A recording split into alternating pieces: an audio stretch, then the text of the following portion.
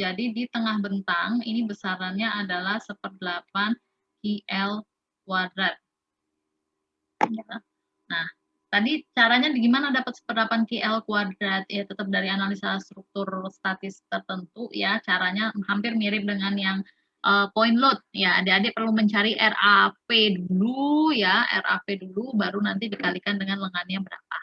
Ya, lengannya itu 7,5 meter ya, atau L-nya adalah setengah L, nanti maka diperoleh nilai sekian, 1/8 QL kuadrat.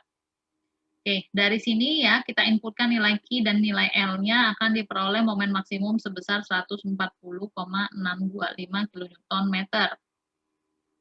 Nah, kemudian inersia X itu ya, karena ini penampangnya berada di sumbu X, ya, ini sumbu Y, dan ini adalah sumbu Z, kalau bisa dibilang ini adalah sumbu Z-nya, maka IX itu setara dengan 1/12 BH pangkat 3, karena penampangnya bentuknya persegi ya.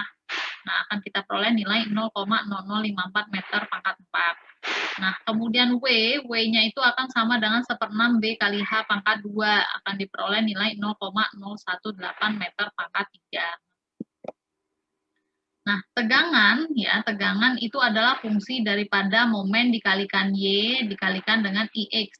Karena bentuk penampangnya adalah persegi, maka Y-nya itu udah langsung setengah dari H-nya, ya langsung aja, ini berarti 30 cm ya. Nah, ini dibawa ke meter satuannya, 0,3. Nah, hingga kita peroleh nilai tegangannya itu setara dengan 7,8125 MPa. Ya, ini dari kilonewton per milimeter kilonewton per meter persegi, ini kita bawa ke satuan MPa. MPa itu setara dengan Newton per milimeter persegi. Ya. Oke, jadi dibagi dengan 10 pangkat 3. Kalau dari GPa, 3 Pascal ke MPa. Kemudian tegangan maksimum ini dengan cara yang kedua, ini cara yang pertama menggunakan rumus MY per I, ya, jadi hitung tegangan ada bisa pakai dua cara persamaan, bisa pakai MY per I, ya itu persamaan yang pertama, atau yang kedua tadi bisa menggunakan nilai tegangan sama dengan fungsi daripada M per W. Nah, ini sama nilainya ya, kita akan memperoleh hasil yang sama. Gitu. Nah, gimana cara menggambarkannya? Tadi kita sudah mendapatkan bahwa tegangan tekan itu nilainya akan sama dengan tegangan tarik ya, karena penampangnya bentuknya persegi, karena Y-nya kebetulan YA sama dengan YB ya, karena dia berada sama serat atas, Y serat bawah itu sama-sama berada di bagian setengah H ya. Y itu jarak dari garis netral terhadap serat yang mau dihitung ya, serat yang mau ditinjau. Nah, ini adalah Y-nya. Ini juga untuk Y. Nah, ini YB, ini YA. YA dipakai untuk menghitung tegangan tekan, YB kita pakai untuk menghitung tegangan tarik. Nah, ini diagram tegangannya ya.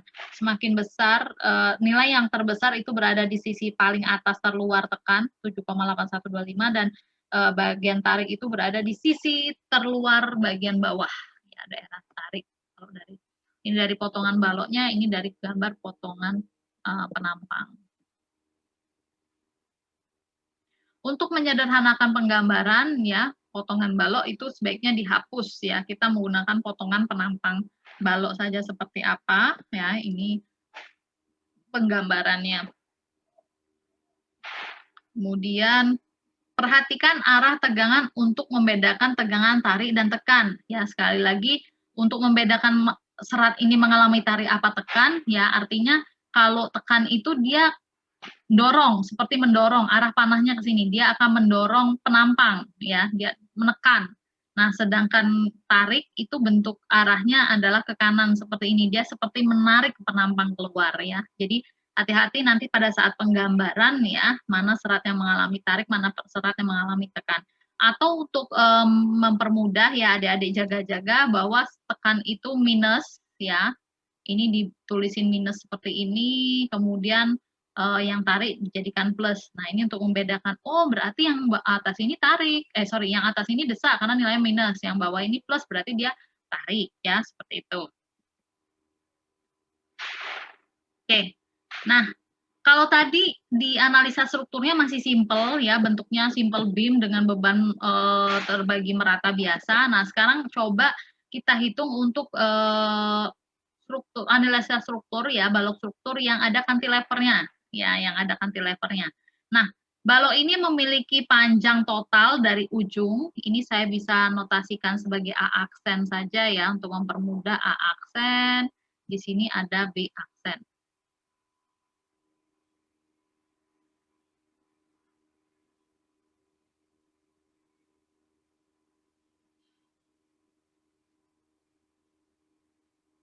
Ya, jarak A aksen terhadap B aksen, ya, jarak A aksen terhadap B aksen itu kurang lebih 19,5 meter, ya, 15 ditambah 2,5 ditambah dengan 2 itu sama dengan 19,5 ya, di sini meter. Dia Q-nya sama dengan soal yang sebelumnya tadi, 5 kilonewton per meter, kemudian penampangnya pun sama, persegi ya bentuknya, ini 30 kali 60. Ya, pertanyaannya adalah, hitung tegangan maksimum yang terjadi pada posisi tumpuan A, atau pas di tumpuan A, dan tumpuan B, serta di bagian tengah bentang C. Ya, nah, kalau dari soal yang sebelumnya tadi dia bentuknya adalah simple beam, berarti momen di bagian tumpuan ya, baik di A maupun di B itu nilai momennya sama dengan 0 ya, seperti itu. Nah, jadi tegangannya tidak ada nilainya karena mau dikalikan dengan sesuatu yang 0 kan berarti akan menghasilkan nilai 0 juga. Nah, kalau untuk kasus ini beda, di titik A dan titik B di tumpuan ini momennya nggak sama dengan 0 karena dia ada cantilever. Ya, ada lengannya, masih ada lengannya ke kiri, masih ada lengannya ke kanan ya, masing-masing masih ada lengannya. Nah, bagaimana cara menghitungnya ya? Nah, momen pada titik A ini bisa kita peroleh ya, momen di titik A ini bisa kita peroleh dari setengah kali 5 kali 2,5 dikuadratkan. Nah, selanjutnya ya kita mencari momen pada titik B. Momen pada titik B itu sama yang terjadi pada titik A ya, setengah QL kuadrat. L-nya adalah jarak dari B ke B aksen ya. Maka pakai 2 di sini kita dapat momennya 10 kN meter. Nah, momen di titik C bagaimana? Momen di titik C ini bisa kita dapatkan momen maksimum di sini itu seperti apa? Yaitu dengan mencari reaksinya terlebih dahulu. Ini fungsi ada RA, ada nilai RA ya di sini 50,375 itu nilai RA dikalikan dengan 7,5. 7,5 itu lengan dari L A ke titik C ya, LAC. Kemudian dikurangi setengah kali Q kali L ya dikuadratkan. Oke, kenapa ini setengah kali 5 kali 10 kuadrat? Oke, ya benar 10. Karena apa? Karena kan beban terbagi meratanya ini jaraknya masih ada A aksen ke C ya. Ini L ini adalah jarak daripada A aksennya sampai ke titik C ya. Lengannya adalah 10. Jadi bukan L-nya ini bukan 7,5 ya, bukan 7,5 karena beban terbagi meratanya itu dari ujung. Oke, sehingga kita peroleh masing-masing momen adalah sebagai berikut. Nah, dari situ kita lihat bahwa momen terbesar itu terjadi di titik C. Ya, terjadi di tengah bentang. Besarannya berapa? 127,8125 kN meter. Nah, tahapan yang selanjutnya setelah kita memperoleh nilai momen, kita hitung nilai inersianya. Inersianya penampangnya persegi ya, jadi hasilnya perhitungannya sama seperti tadi, yaitu 0,0054 meter pangkat 4. Kemudian nilai W adalah 1/6 B kali H pangkat 2. Itu sama seperti soal yang sebelumnya tadi, kita akan menghasilkan nilai 0,018. Nah, tegangan maksimum yang akan terjadi di titik A, ya, tegangan maksimum yang akan terjadi di titik A, itu kita menggunakan persamaan ya dengan rumus MY per I tadi ya, diperoleh ini ya, nilai momennya diambil 15,625, kemudian Y-nya adalah 30, I-nya pakai 0,0054 ya. Itu kita peroleh tegangan di titik A maksimumnya akan setara dengan 0,868 MPa.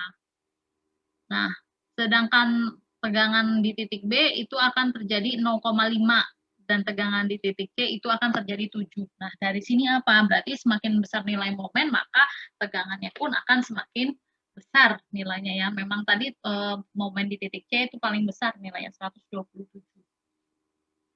Oke. Nah, dari sini yang menjadi beda itu hanya dinilai momennya saja yang diikutkan ya, karena fungsinya rumusnya itu hanya momen dikalikan Y dibagi dengan I. Y sama I-nya kan sama karena penampangnya sama-sama persegi, kemudian titik beratnya ya seperti itu ya, sama soalnya juga sama, sehingga yang membedakan hanya nilai M-nya saja karena yang ditanyakan hanya tegangan yang terjadi di titik A, B maupun C. Nah, kalau kita gambarkan berapa sih besaran tegangan yang terjadi? Nah, ini seperti ini. Berarti serat bagian dari sini ya, bagian soal yang seperti ini, adik-adik yang bisa diamati di sini apa yang membedakan dari soal yang sebelumnya?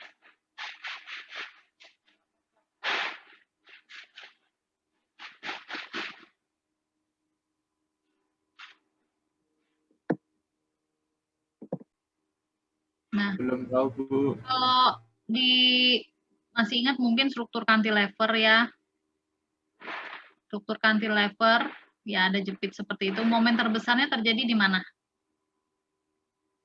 Di bagian dekat dengan tumpuan jepitnya ya. Jadi di bagian tepi ini dia nilainya momennya akan 0. Kemudian ke A ya, ke